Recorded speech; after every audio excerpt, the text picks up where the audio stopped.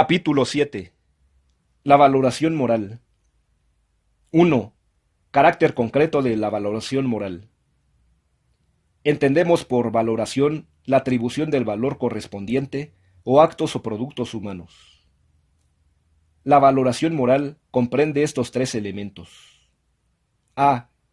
El valor atribuible. B. El objeto valorado, como actos o normas morales. Y C. El sujeto que valora.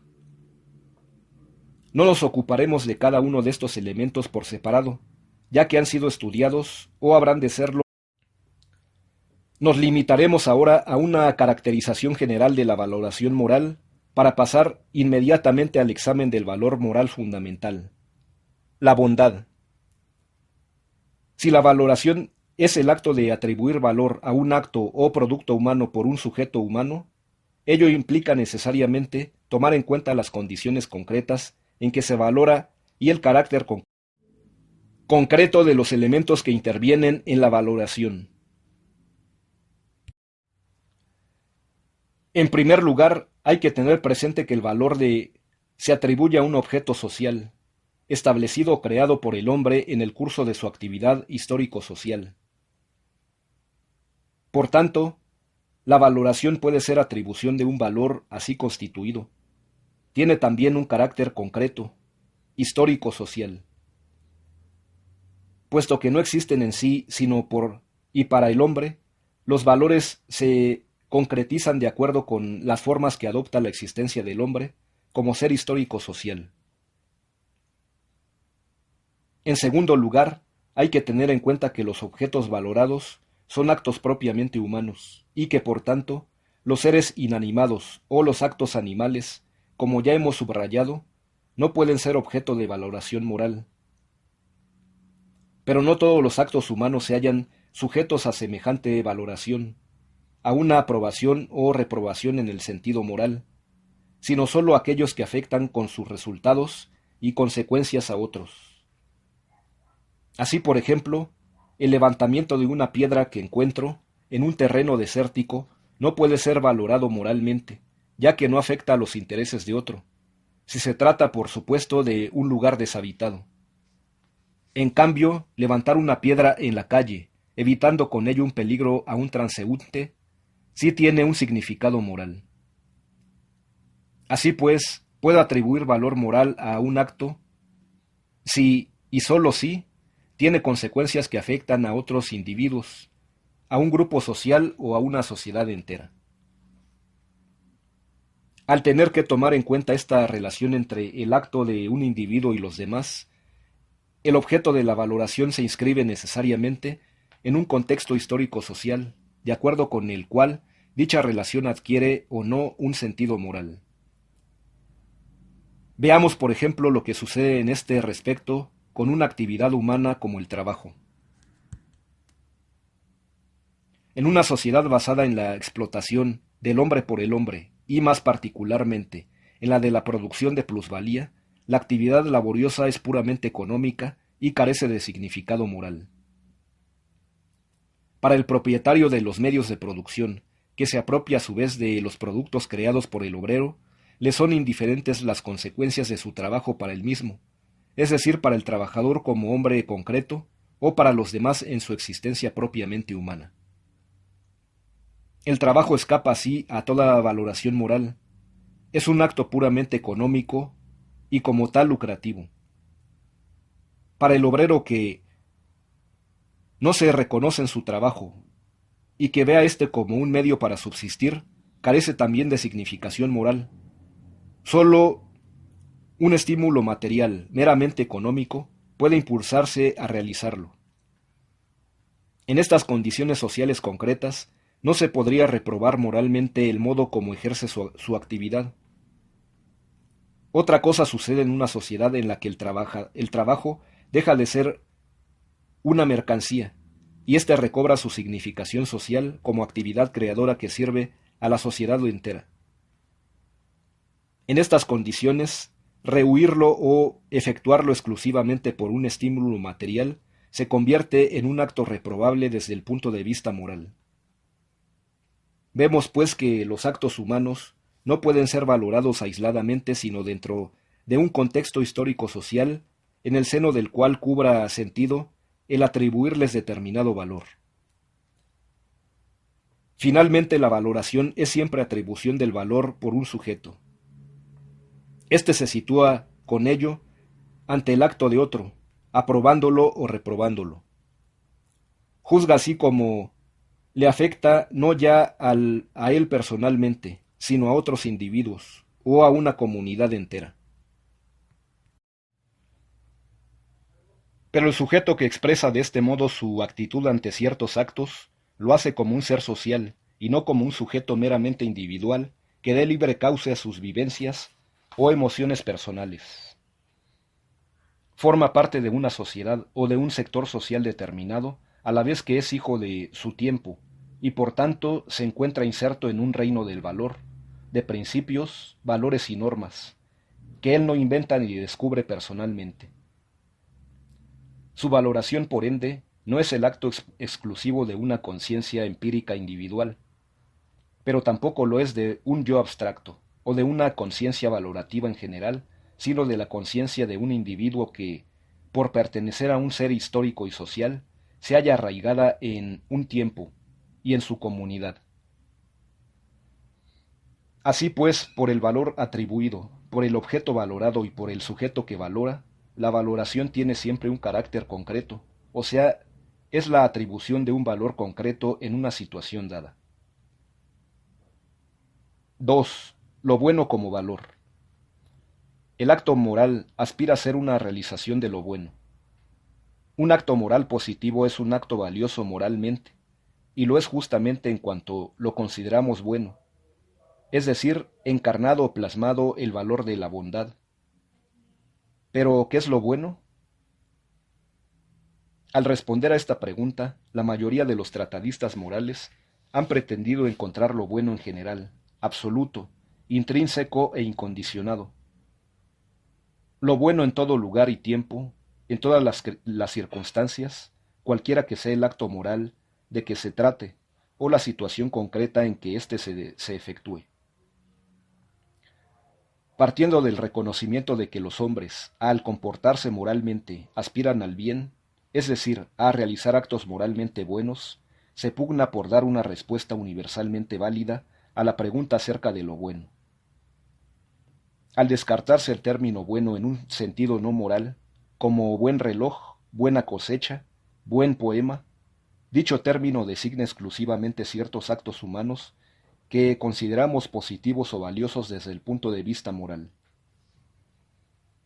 Reservamos consecuentemente el término malo para calificar los actos morales de signo opuesto. Lo bueno y lo malo se hallan en una relación recíproca y constituyen un par de conceptos axiológicos inseparables y opuestos. Definir lo bueno implica, pues, definir lo malo. Toda concepción de lo bueno entraña necesariamente, de un modo explícito o implícito, una concepción de lo malo. Pero no se trata de una conexión puramente lógica, sino histórica y real, de una época a otra, o de una a otra sociedad, cambian las ideas de lo bueno y lo malo. En los pueblos primitivos lo bueno es ante todo la valentía y lo malo la cobardía. Con la división de la sociedad en clases, pierde su significado universal humano. Ya no todos los hombres son, o pueden ser, buenos, sino solo un sector o una minoría de ellos.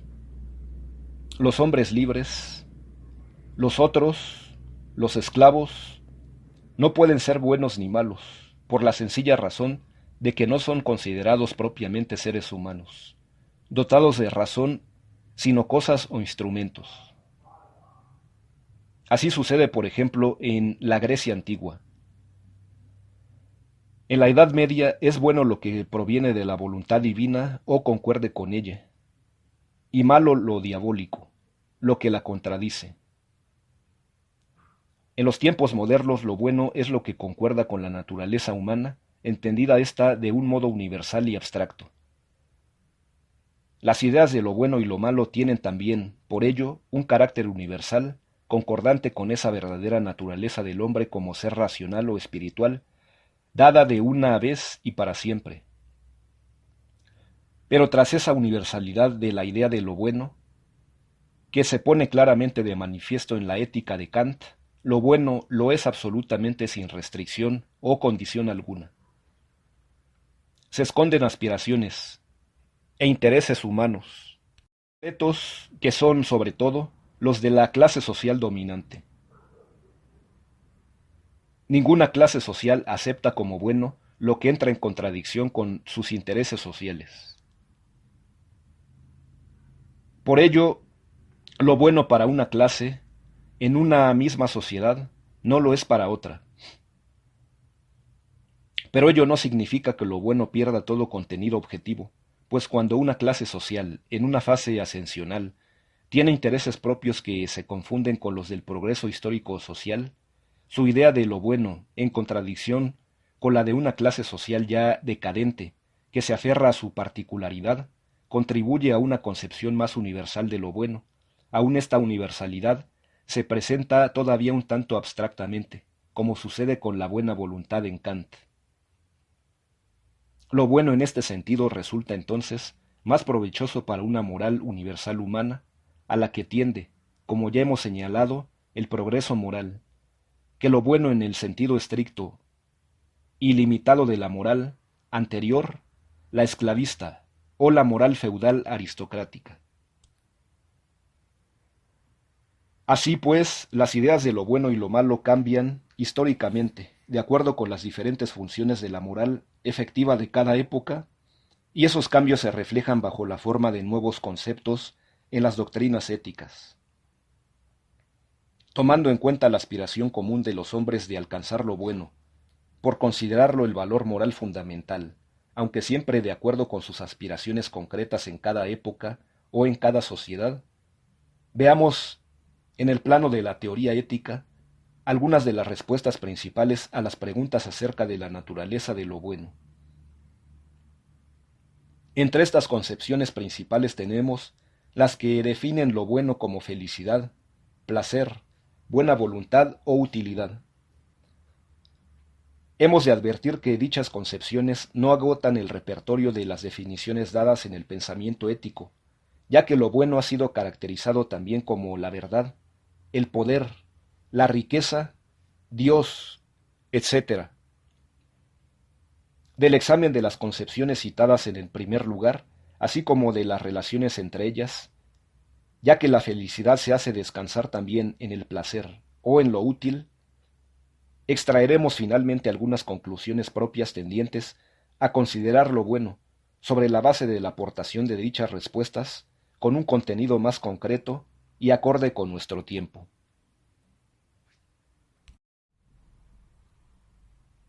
3. Lo bueno como felicidad. Eudemonismo. La tesis de que la felicidad es lo único bueno, o el sumo bien, ha sido sostenida reiteradas veces a lo largo de la historia del pensamiento ético. Fue Aristóteles el primero que sostuvo que es el más alto de los bienes y que todos los hombres aspiran a la felicidad. Esto es la eudaimonía en griego.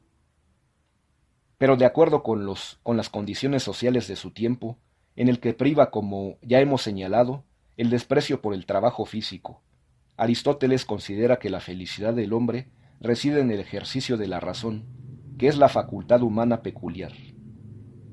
Ahora bien, aunque la felicidad consiste en el cultivo de la contemplación o actividad teórica propia de la razón, requiere a su vez de una serie de condiciones necesarias, entre las cuales figuran dos muy importantes: seguridad económica, es decir, posesión de cierta cantidad de bienes materiales, y libertad personal. Sin ellas, los hombres no pueden ser felices, y por ello no pueden serlo los esclavos. Así pues, para Aristóteles, reflejando claramente la realidad social de su época, la felicidad sólo está al alcance de un sector privilegiado de la sociedad, del que estaban excluidos no sólo los esclavos, sino también las mujeres.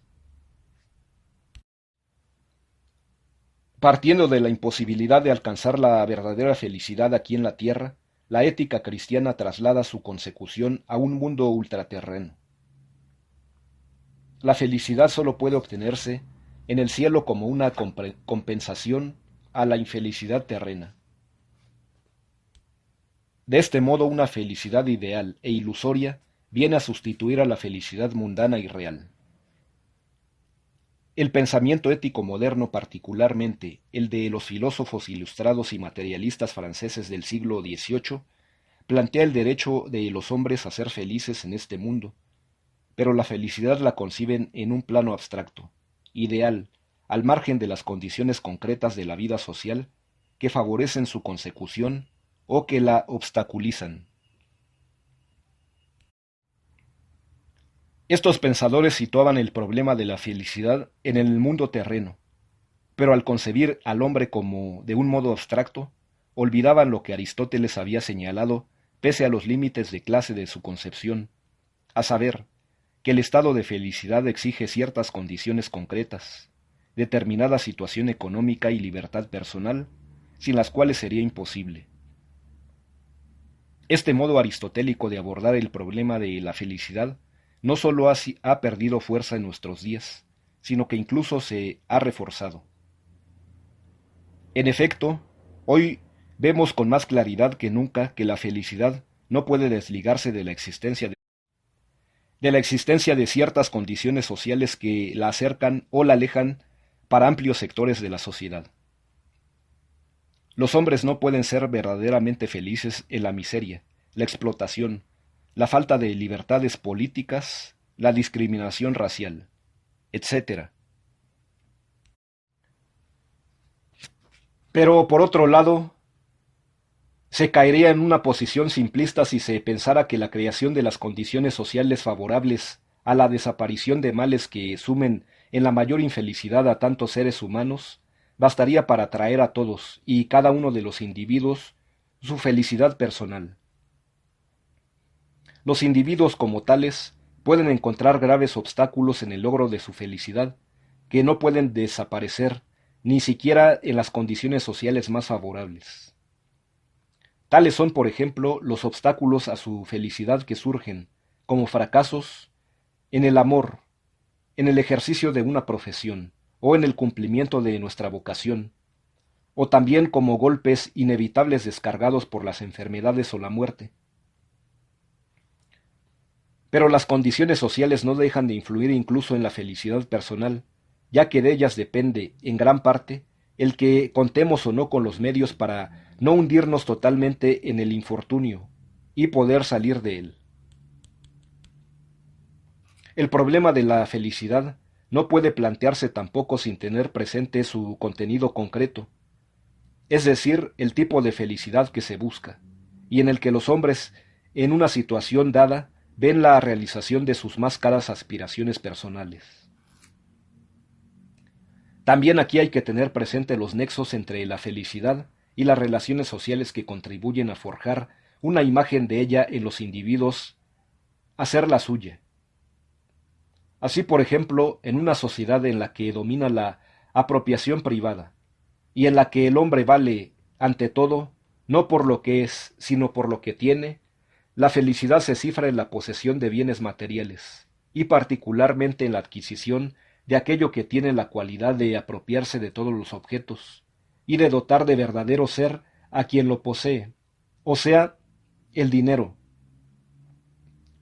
En una sociedad así constituida, la felicidad se cifra, por tanto, en la satisfacción del espíritu del tener, en la posesión del dinero, y en ella el hombre rico, en sentido material, será feliz, en tanto que el pobre, el desposeído, será desdichado. Aquí el sistema económico-social da un contenido concreto al concepto de felicidad, como satisfacción de las tendencias egoístas o del espíritu de posesión del individuo. A su vez, la búsqueda de esa felicidad contribuye asimismo a fortalecer y desarrollar el sistema. Con esto vemos cómo una sociedad determinada forja su propio concepto de felicidad, y cómo este concepto responde a su vez a las necesidades de las fuerzas sociales empeñadas en mantener su osamenta social. En conclusión, La tesis de que la felicidad es lo único bueno resulta demasiado general si se precisa su contenido concreto. Este contenido varía de acuerdo con las relaciones sociales que lo determinan y a cuyos intereses responde. Es lo que vemos, al cifrarse la felicidad en la contemplación en la sociedad esclavista griega, o en la posesión del dinero en la sociedad burguesa moderna.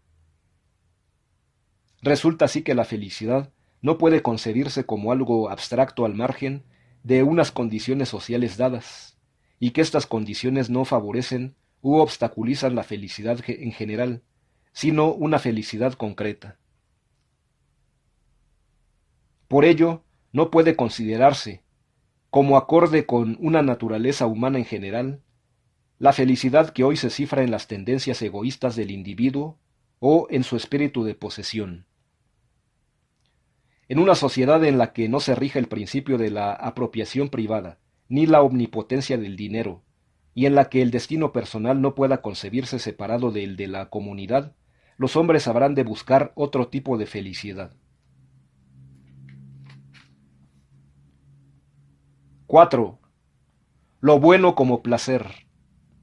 Hedonismo. Antes de examinar las tesis básicas del hedonismo ético, de hedoné, en griego, placer, hay que distinguir dos sentidos del término placer que a veces se confunden. Uno, como sentimiento o estado afectivo placentero que acompaña a diferentes experiencias, como encuentro casual con un viejo amigo, contemplación de un cuadro, solución de un problema matemático, etc., y cuyo opuesto es el displacer o estado afectivo desagradable que acompaña ciertas experiencias, como el encuentro con una persona que se detesta, lectura de una mala novela, torcedura de un tobillo, etc. 2. Como sensación agradable producida por ciertos estímulos, como un cosquilleo, un buen vaso de vino, etc., y cuyo opuesto es el dolor o sensación localizable en alguna parte del cuerpo, como el dolor en la espalda, por ejemplo. Cuando los hedonistas afirman que lo bueno es el placer y lo malo es lo opuesto, se refieren a los dos sentidos citados en primer lugar. Admitida esta distinción, puede comprenderse que, al sostener Epicuro que cada quien debe buscar al máximo placer, no se refiere a los placeres sensibles, inmediatos y fugaces, como los que proporcionan la comida, la bebida o el sexo, y cuya satisfacción reiterada o inmoderada acaba por acarrear males, como dolores, desarreglos, hastío, etc., sino a placeres más duraderos y superiores, como los intelectuales y estéticos. Veamos ahora las tesis fundamentales del hedonismo, así como las dificultades que se suscitan. Primera, todo placer o goce es intrínsecamente bueno. Esta tesis se funda en el hecho psicológico de que todos los hombres desean el placer como fin, hecho que puede ser reconocido si es interpretado en el sentido de que los hombres prefieren el placer al displacer o dolor. Pero, de acuerdo con nuestra crítica del subjetivismo axiológico, una cosa no puede ser buena solamente porque se la desee. Incluso aunque se acepte que el placer es intrínsecamente bueno, en cuanto que es deseable o preferible al dolor, la bondad moral de un acto placentero no puede ser aislado de sus consecuencias. Recordemos a este respecto el placer de la venganza. Quien lleva a cabo una calculada y pérfida venganza puede experimentar un placer pleno, pero impregnado moralmente de las consecuencias y de la naturaleza negativa del acto. A esto podrá replicar el hedonista que el placer, experimentado por el vengador, es intrínsecamente bueno, o que es un buen placer. Pero aquí nos encontramos con un significado extramoral, de bueno, que ya habíamos descartado. Lo cierto es que sólo así, y no en un sentido intrínseco, el placer adquiere una calificación moral. Por tanto, para que tenga una significación ética, debo juzgarlo no intrínsecamente, como placer en sí, sino extrínsecamente, como placer en relación con la naturaleza o las consecuencias del acto. Pero entonces, un buen placer no es necesariamente bueno en un sentido moral, o sea, la tesis que estamos examinando, y según la cual todo placer, considerado en sí mismo, independientemente de la naturaleza del acto o de sus consecuencias, es bueno. Es decir, intrínsecamente, es una tesis falsa. Segunda, solo el placer es intrínsecamente bueno. Con esta tesis se contribuye a borrar de nuevo la línea divisoria entre lo bueno y lo malo en sentido moral, ya que el placer acompaña a las experiencias más variadas, incluyendo aquellas que, como la contemplación de un cuadro, no tienen, al menos esencialmente, un significado moral. Por otro lado, una buena acción, en sentido moral, también produce satisfacción en quien la ejecuta. Pero, de acuerdo con la doctrina hedonista, su valor moral radicaría no en su bondad intrínseca o inherente al acto o a sus consecuencias, sino al placer que produce. Pero ya hemos visto que una acción moralmente negativa también produce placer. Lo siente, por ejemplo, el asaltante que ataca de improviso a un desprevenido transeúnte, en tanto que el desvalijado noctámbulo experimenta displacer o dolor. Para el hedonista, la bondad intrínseca estaría en el primer acto y la maldad en el segundo. La bondad y la maldad en sentido moral tendrían, pues, un valor puramente instrumental. Es decir, tanto una como otra estarían al servicio de lo único que es intrínsecamente bueno, el placer. Pero con ello hemos quedado fuera del verdadero dominio de la moral. Tercera, la bondad de un acto o experiencia dependen del o es proporcional a la cantidad de placer que contiene.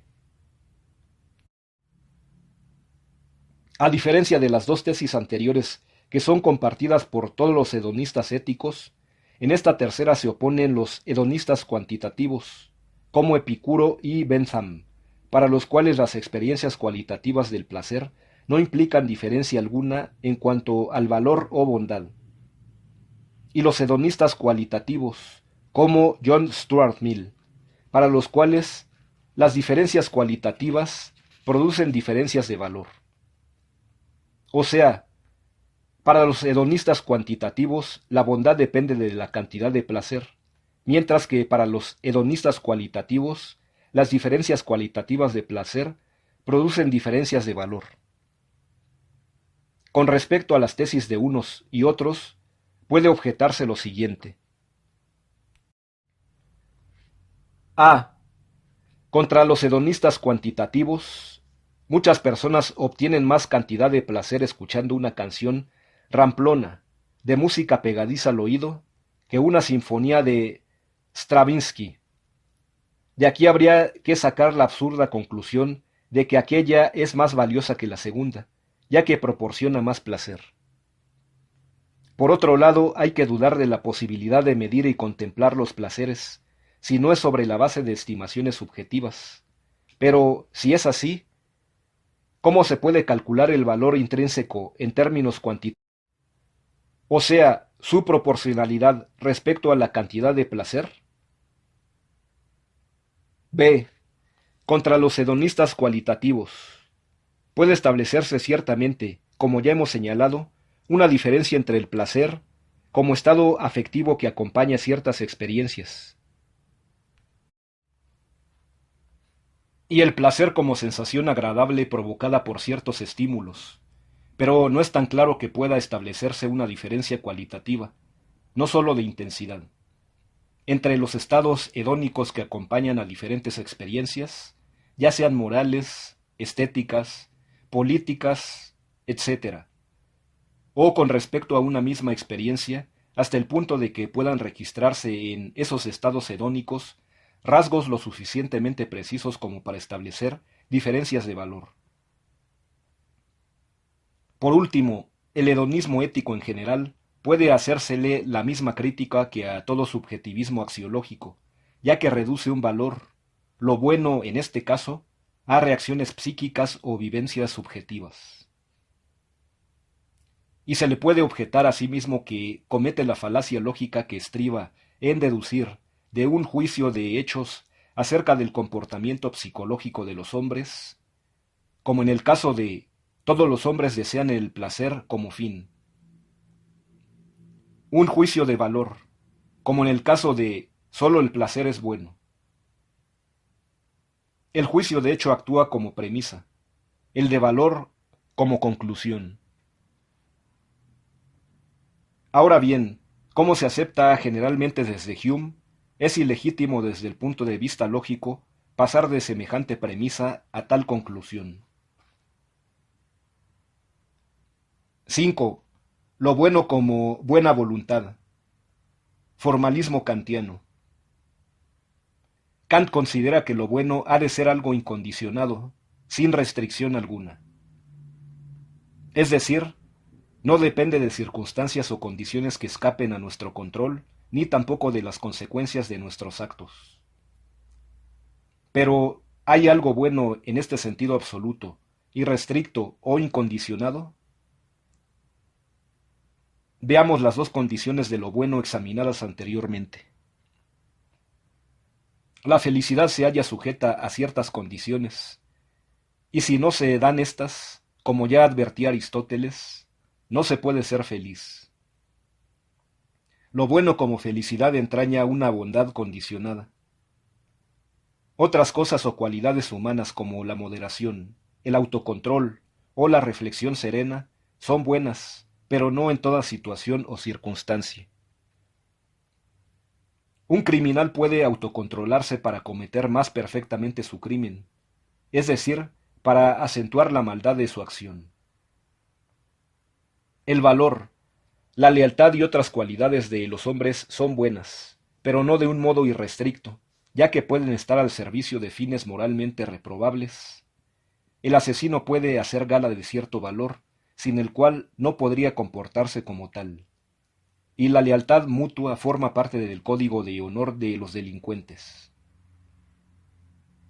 Y por lo que toca a la concepción de lo bueno como placer, ya hemos subrayado que éste puede acompañar actos o experiencias de signo moral opuesto. ¿Qué es entonces lo que puede ser bueno de un modo absoluto, sin restricción alguna, en toda circunstancia y en todo momento, y cualesquiera que sean los resultados o consecuencias de nuestra acción? He aquí la respuesta kantiana.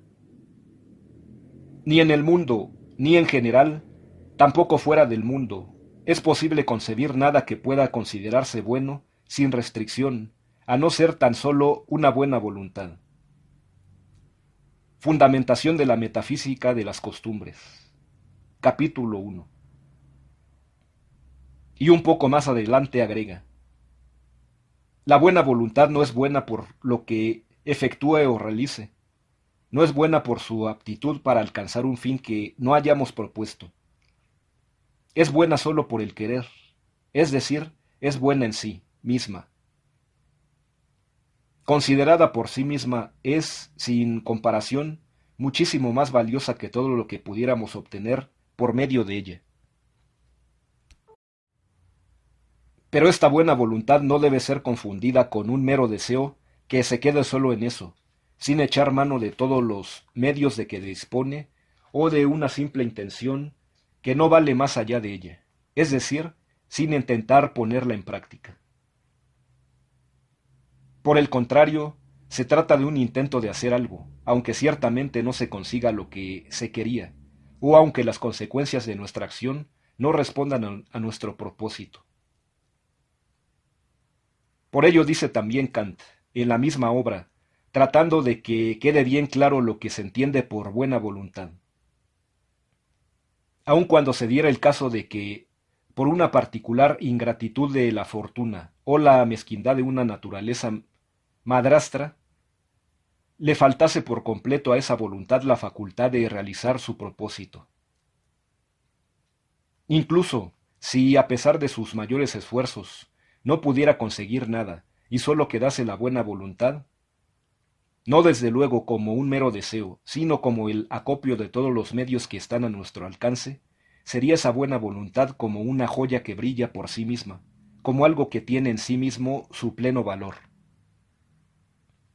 La utilidad o inutilidad no pueden añadir ni quitar nada a ese valor. Así pues, la buena voluntad no se ve afectada, no deja de ser buena, por el hecho de que las circunstancias o condiciones impidan que se cumplan sus propósitos, pero tampoco puede reducirse a la buena intención que se da en un simple deseo. Tampoco basta actuar conforme al deber. Así, por ejemplo, es un deber nuestro cumplir lo prometido. Pero este deber puede ser cumplido por diversas razones, por las ventajas que podamos obtener de ello, por temor a las consecuencias de su incumplimiento, por su inclinación nuestra a obrar así, etc. En todos esos casos se ha cumplido lo prometido, es decir, se ha actuado conforme al deber, pero no por deber. En ninguno de esos casos, a juicio de Kant, resplandece lo único que es bueno moralmente sin condición o restricción alguna.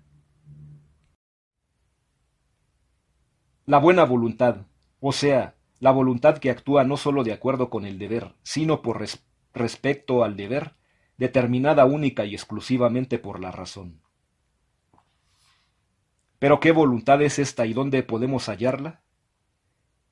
Esta buena voluntad, independientemente de las circunstancias y de las inclinaciones e intereses humanos concretos, y sólo determinada por la razón, no es la voluntad de los hombres reales, determinados histórica y socialmente, e insertos en la malla de las exigencias, intereses y aspiraciones de su existencia efectiva.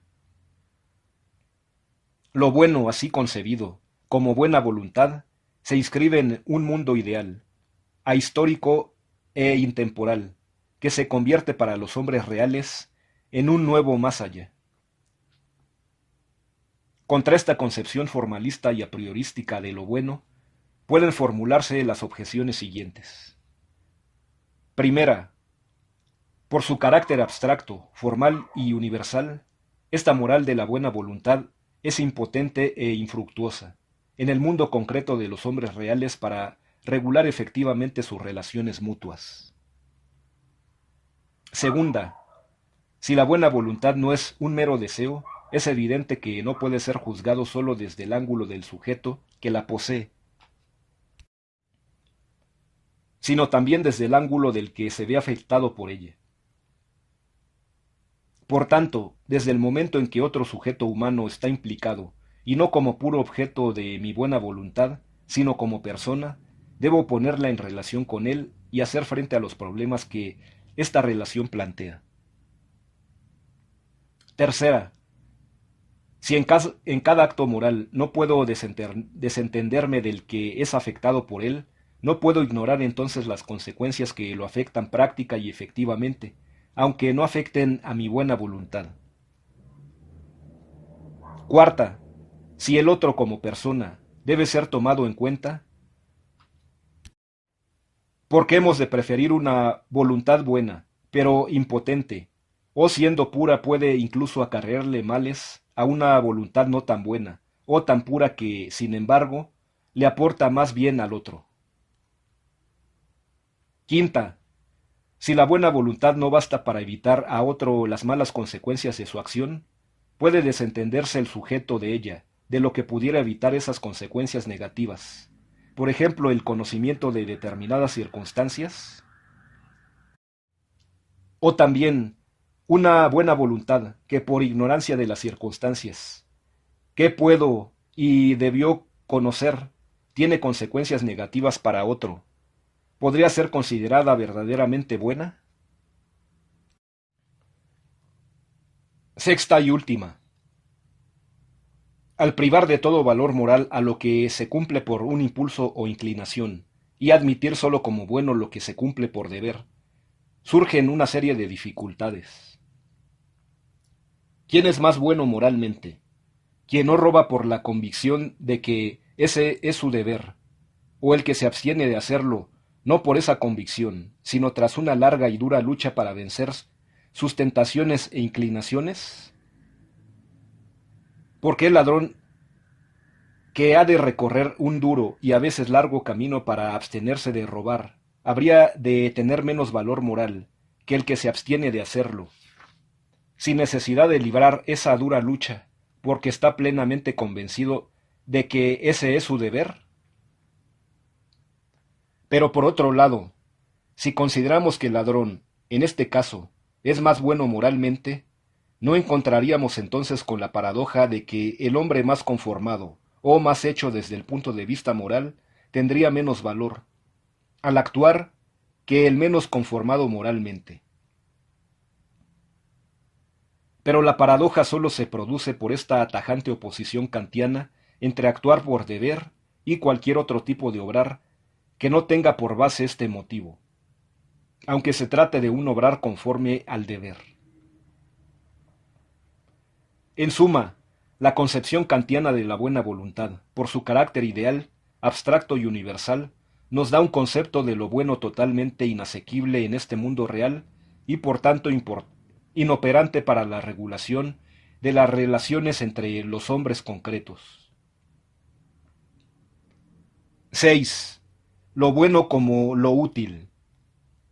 Utilitarismo. La concepción de lo bueno como lo útil tiene en Jeremy Bentham 1748 a 1332 y John Stuart Mill 1806 a 1873 a sus principales exponentes. Por esta razón, al exponer y objetar al utilitarismo en este punto, tendremos presente sobre todo sus ideas. Para esclarecer la relación entre los utilitaristas, establecen entre lo bueno y lo útil, hay que comprender sus respuestas a dos preguntas fundamentales. A saber, A. ¿Útil para quién? B. ¿En qué consiste lo útil? La primera pregunta se justifica para disipar una falsa idea del utilitarismo, entendido en un sentido egoísta, que se halla bastante extendida, y de acuerdo con la cual lo bueno solo sería lo útil o provechoso para mí. Es decir, lo que contribuye al bienestar de un individuo, independientemente de que sea también ventajoso para otras personas o para la sociedad entera. En una concepción de este género, sería inconcebible el sacrificio de uno en aras de otro, o de la colectividad. El utilitarismo así concebido sería una forma de egoísmo ético, pero ¿no es esto lo que sostienen los grandes pensadores utilitaristas antes citados? Descaradamente esta significación de lo útil como lo útil para mí, independientemente de lo que sea o no para los demás, cabría entender el utilitarismo en el sentido opuesto, como una doctrina que concibe lo bueno como lo útil para los demás, independientemente de que coincida o no con nuestro propio bienestar personal. De acuerdo con esta posición, lo bueno sería lo útil para los otros, aunque esta utilidad entrara en contradicción con mis intereses personales. El utilitarismo sería así, en diametral oposición al egoísmo ético, un altruismo ético. Ahora bien, el utilitarismo pretende ser más bien la superación de ambas posiciones extremas y unilaterales. El egoísmo ético excluye a los demás. Lo bueno es sólo lo que responde a un interés personal. El altruismo ético excluye este interés personal y sólo ve lo bueno en lo que responde a un interés general, el de los demás. El utilitarismo sostiene, en cambio, que lo bueno es lo útil o beneficioso para el mayor número de hombres, entre cuyos intereses también figura el propio mío. Pero ¿cómo conciliar los diversos intereses, como el de los demás y el mío, cuando entran en conflicto? Un conflicto de este género puede representarse, por ejemplo, cuando un país pequeño es agredido por una potencia extranjera y se libra entonces una guerra justa, defensiva y patriótica. El interés personal exige, por un lado, conservar la propia vida o no renunciar a las comodidades de ella. Pero el interés general reclama, por el contrario, renunciar a dichas comodidades y arriesgar la vida incluso en el campo de batalla. El utilitarismo aceptará, en el caso del sacrificio del interés personal, de la felicidad propia o incluso de la propia vida, en aras de los demás, en beneficio de la comunidad entera. Pero este sacrificio no lo considerará útil o bueno en sí, sino en cuanto que contribuye a aumentar o extender la calidad del bien para el mayor número. Incluso el ofrendar la vida, en este caso será útil o provechoso, es decir, bueno, porque de lo contrario se acarrearía más mal. O sea, las consecuencias serían peores que cualquier otro acto que se realizara en lugar de él. Así pues, lo bueno o lo útil depende de las consecuencias. Un acto será bueno si tiene buenas consecuencias, independientemente del motivo que impulsó a hacerlo o de la intención que se pretendió plasmar. O sea, independientemente de que el agente moral se haya propuesto o no que un acto suyo sea ventajoso para él, para los demás o para toda la comunidad. Si el acto es beneficioso, por sus consecuencias será útil y por consiguiente bueno. Pero como las consecuencias solo podemos conocerlas después de realizado el acto moral, se requiere siempre una valoración o un cálculo previos de los efectos o consecuencias probables, que Bentham incluso trató de cuantificar. El utilitarismo considera, pues, lo bueno como lo útil, pero entendido no en un sentido egoísta ni altruista, sino en el general de lo bueno para el mayor número de hombres. Con esto tenemos la respuesta a la primera pregunta. ¿Es útil para quién? Veamos ahora la segunda. La segunda cuestión se refiere al contenido de lo útil. ¿Qué es lo que considera más provechoso para el mayor número? Las respuestas varían. Para Bentham, el placer es lo únicamente bueno o útil. El utilitarismo se combina aquí con el hedonismo. Para Stuart Mill, lo útil o lo bueno es la felicidad. Y como por ella no se entiende exclusivamente la felicidad personal, sino la del mayor número posible de hombres, su doctrina viene a ser una forma de eudemonismo social. Pero lo que se considera bueno o útil puede ser también el conocimiento, el poder, la riqueza, etc.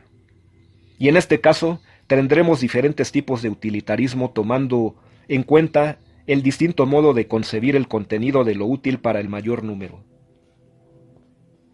Si los bienes intrínsecos que nuestros actos pueden aportar no se reducen a uno solo, sino a una pluralidad de ellos, tendremos entonces un utilitarismo pluralista, de acuerdo con el cual lo bueno no es una sola cosa, el placer o la felicidad,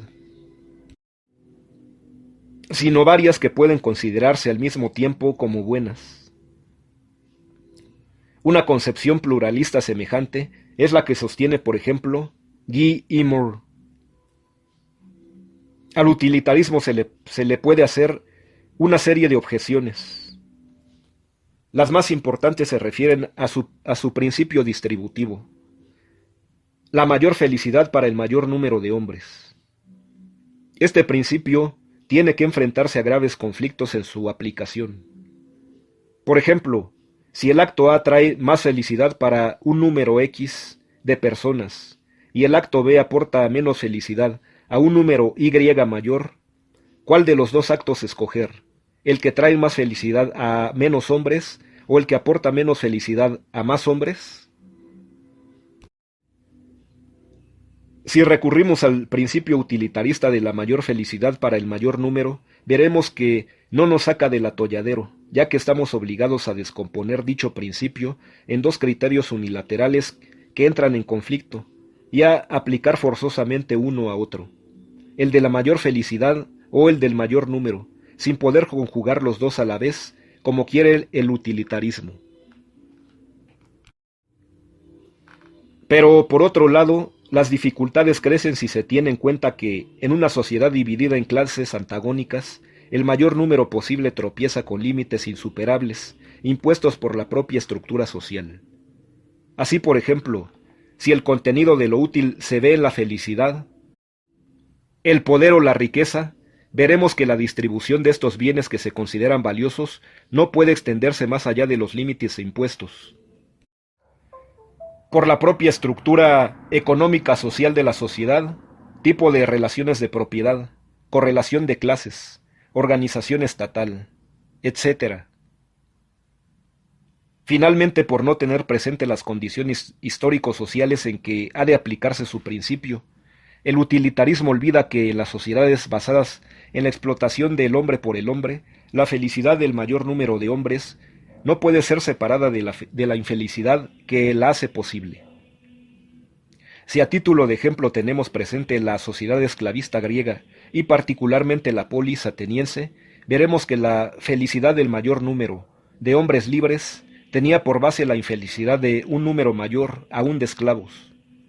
Lo mismo cabe decir de una sociedad colonial en la que la felicidad del mayor número, la minoría de los colonizadores, se da sobre la base de la infelicidad de la inmensa mayoría, los colonizados, o cuando se trata de un estado industrial, regido por la ley de la producción de la plusvalía, y en el cual, por el progreso de la industria y la técnica, y el incremento de bienes de consumo, la infelicidad del hombre manipulado o cosificado no hace más que extenderse, aunque a veces no sea consciente siquiera, a tal punto llega su enajenación de su propia infelicidad. 7. Conclusiones acerca de la naturaleza de lo bueno. Las doctrinas anteriores tienen el defecto de concebir lo bueno abstractamente, lo cual responde a su vez a un modo abstracto de concebir al hombre. Los hedonistas y eudemonistas consideran que los hombres se hallan dotados de una naturaleza universal e inmutable que les hace buscar el placer o la felicidad, y justamente en estos bienes hacen consistir lo bueno. El formalismo kantiano apela a un hombre ideal, abstracto, situado fuera de la historia, cuya buena voluntad absoluta e incondicionada sería lo único verdaderamente bueno. Los utilitaristas ponen lo bueno en relación con los intereses de los hombres, y al mismo tiempo tratan de hacerlo en cierta relación entre lo particular y lo general. Con ello, han atisbado que lo bueno entraña la necesidad de superar los intereses limitados y egoístas del individuo y de tomar en cuenta los intereses de los demás. Pero en esta relación, implicada en el principio de el mayor bien para el mayor número, tiene también un carácter abstracto, al ignorarse las condiciones histórico-sociales concretas. La relación entre el individuo y la comunidad, subrayada por el utilitarismo, varía con el tiempo y con las diferentes sociedades. Lo general en ella no reviste un carácter cuantitativo abstracto como el mayor número posible, sino la comunidad de intereses, objetivos y aspiraciones de un grupo social o de la sociedad entera. La esfera de lo bueno tiene que buscarse, por tanto, a. en una relación peculiar entre el interés personal y el interés general. b. en la forma concreta que adopta esta relación de acuerdo con la estructura social dada. Esto requiere no hacer hincapié en un contenido determinado de lo bueno, único para todas las sociedades y todos los tiempos. Dicho contenido varía históricamente. Puede ser ciertamente la felicidad, la creación y el trabajo, la lucha por la emancipación nacional o social, etc. Pero el contenido concreto solo es moralmente positivo en una adecuada relación entre el individuo y la comunidad. Así, si lo bueno es la felicidad, ésta ha de entenderse como aquella que, lejos de excluirla de los demás, la presupone necesariamente. La felicidad de unos individuos o de un grupo social que solo puede alcanzarse sobre la base de la infelicidad de los demás, de su dolor, miseria, explotación u opresión, es hoy profundamente inmoral. Si el contenido de lo bueno es la creación, ésta, aunque tenga un valor en sí misma, será también inmoral si eleva las desdichas de los demás. Finalmente, Si la lucha, el heroísmo y el sacrificio forman parte del comportamiento moral positivo, sólo lo serán en la medida en que respondan a un interés común, la emancipación de un pueblo o de toda la humanidad. Vemos, pues, que lo bueno se da en una peculiar relación entre los intereses personales y colectivos, partiendo de que el individuo es un ser social y de que la sociedad no es un conglomerado de átomos sociales. Individuo y sociedad se implican necesariamente, y de ahí su relación necesaria en la que no podamos aislar o hipostasiar ninguno de los dos términos. Pero la necesidad de esta relación no significa históricamente hayan estado siempre en una vinculación adecuada, justamente la que constituye la verdadera esfera de lo bueno. La afirmación del individuo no es algo dado desde las primeras formas de organización social, sino algo que el hombre solo ha logrado en la sociedad moderna. La individualidad no es un don gratuito, sino una conquista.